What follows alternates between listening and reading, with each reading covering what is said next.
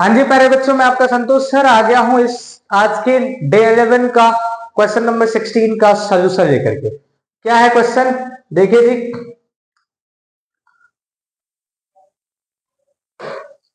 कह रहा है कि A vector, B vector, C vector mutually perpendicular है, तो आपको बताना होगा कि C vector cross A vector cross B vector का वैल्यू 0 है और इसका कन्वर्स ट्रू है या नहीं है।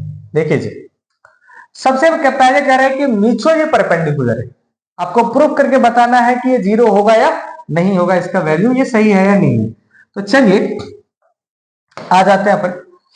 देखिए जी बच्चों, जैसा कि हम जानते हैं ये है आपका एक्स एक्सिस, ये है आपका वाई एक्सिस और ये जो है आपका है जेड एक्सिस। पक्की बात है। अब जो है मान लेते हैं अपन कि जो ए वेक्टर है वो किधर लग रहा है जी, एक्स एक्सिस के डायरेक्शन में। बी वेक्टर जो है ये आपका वाई एक्सिस के डायरेक्शन, और जो सी वेक्टर है वो आपका जेड एक्सिस के डायरेक्शन में है। अब कह रहा है कि बताइए अकॉर्डिंग टू क्वेश्चन, ये कह रहा है कि सी वेक्टर जो है cross A vector cross B vector का वैल्यू 0 है, ये प्रूफ करना है आपको। तो देखिए जी, जो आपका एलएचएस से हम इसको प्रूव करते हैं कि क्या सीन है इसमें क्वेश्चन में। देखिए प्यारे बच्चों, जैसा कि हम जानते हैं ए वेक्टर यानी कि एक्स एक्सिस का जो डायरेक्शन होता है यूनिट वेक्टर वो आई कैप होता है, और ये जे कैप हो गया, और ये सी वेक्टर क्या हो जाएगा आपका के कैप हो जाएगा, होगा ना। देखिए यहां से तो जैसे जैसे वहां पे वैल्यू है पुट कर देते हैं अपन एल एच एस, ठीक है। सी कौन से डायरेक्शन में जा रहा है बेटा, के कैप, और ये कह रहा है आपका क्रॉस ए वेक्टर कौन से डायरेक्शन में जा रहा है, आई में, और बी कौन से डायरेक्शन में जा रहा है आपका जे में, ठीक है बेटा। अब आपको अगर पता होगा कौन सा rule, right hand thumb rule. Right hand thumb rule क्या कहता है कि अगर ये ए वेक्टर है क्रॉस बी वेक्टर है तो क्या हो जाएगा, ये इसका मैग्नीट्यूड, ये जो वैल्यू होता है इसका mod A mod B sine theta N cap होता है। ये जो एन कैप है ये यूनिट वेक्टर को रिप्रेजेंट करता है जो direction of A cross B को रिप्रेजेंट करता है बेटा। आई बात समझ में, direction of A cross B को रिप्रेजेंट करता है।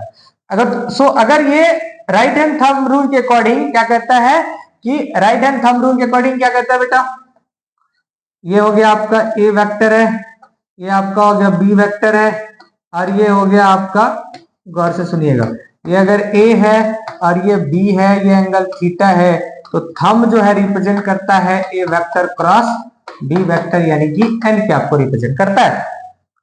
इसी प्रकार ये जो आई क्रॉस जे हो जाएगा बेटा वो किसको रिप्रेजेंट करेगा, ये परपेंडिकुलर है तो आई क्रॉस जे जो होगा वो के कैप को रिप्रेजेंट करेगा। क्या करेगा, आई क्रॉस जे किसको रिप्रेजेंट करेगा, के कैप को रिप्रेजेंट करेगा। ये हो गया के क्रॉस आई क्रॉस जे बराबर क्या हो जाएगा आपका बेटा, क्या हो जाएगा, ये हो जाएगा आई क्रॉस जे बराबर हो गया के।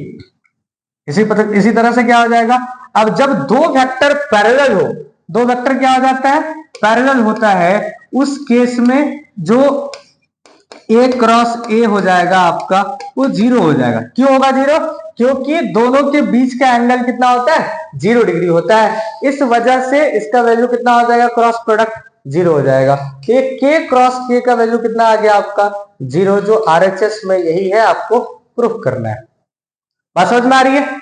अब कह रहा है कि क्या इसका कन्वर्स ट्रू होगा, यानी कि ये इसको अगर उल्टा कर दिया जाए तो ये सही होगा, बिल्कुल नहीं होगा, क्योंकि ए क्रॉस बी जो होता है वो minus of B cross A होता है। ये दोनों बराबर कभी भी नहीं हो सकता बेटा। बात समझ में आ रही है, क्योंकि दोनों का डायरेक्शन चेंज हो जाएगा, ये 0 डिग्री पे जा रहा है, ये 180 डिग्री पे हो जाएगा, तो वैल्यू तो 0 आएगा, लेकिन ये दोनों का वेक्टर का मैग्नीट्यूड भी सेम होना चाहिए और डायरेक्शन भी सेम होना चाहिए, तभी दो वेक्टर इक्वल होगा। तो दो वेक्टर इक्वल तब होगा जब मैग्नीट्यूड डायरेक्शन सेम होगा, पर यहाँ पे क्या हो रहा है, यहाँ पे दोनों का डायरेक्शन जो है अपोजिट हो जा रहा है, इस वजह से इसका कन्वर्स ट्रू नहीं है प्यारे बच्चों।